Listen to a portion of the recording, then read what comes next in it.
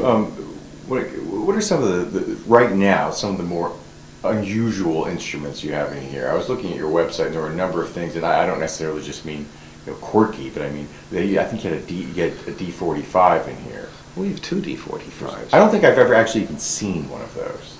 And, most people probably haven't. How many were there of those? Well, there were 91 made, yeah. And we have two right now. We have plenty of instruments that are extremely rare, but if you're a vintage instrument dealer, that's not unusual to have things that are rare. Rarity and good are not always directly related.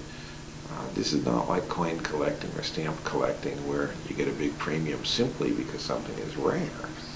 D-45s are rare and they're also good and they're in demand, but there were only 91 pre-World War II D-45s made. If somebody wanted to purchase a D-45, what sort of price range are you looking at for that? Well, a really premium condition one would be in the range of $300,000. Now, we have two right now, but both have been fairly heavily reworked. One's 175, and one is just 85,000. This is a pre-war D-45. This one has had a fair amount of work done. This was actually made in 1942. It's priced at 175,000. If it was pristine and hadn't had a peghead crack and some other work, it would bring close to 300.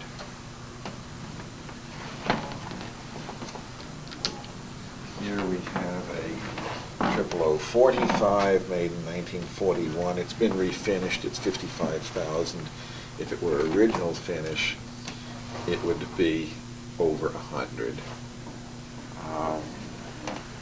We have a 1920 single 042, priced at 20,000. It looks almost new. This is one by Larson Brothers. They truly are instruments that they're not premium. They're that price, but they're not equivalent to the $300,000 one that's never been reworked. Those are not the ones that I'm going to consider my proudest achievements here at this time.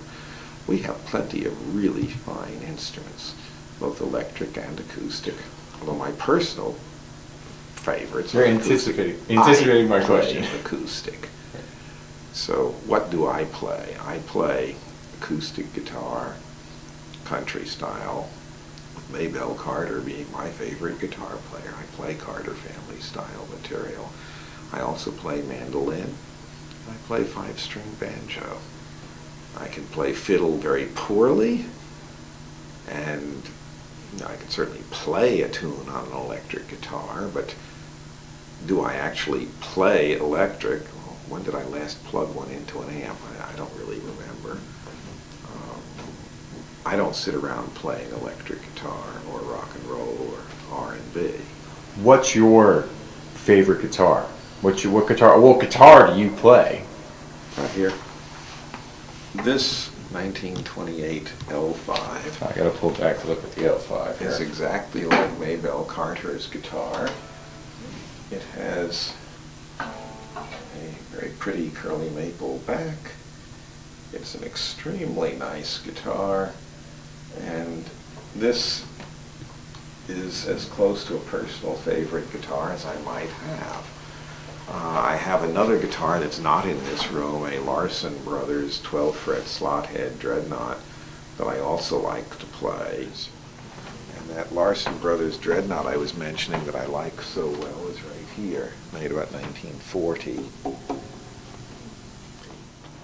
And that's another one that part of my personal collection. I'm not familiar with Larson Company. They made Euphonon brand, Prairie State, and Stahl.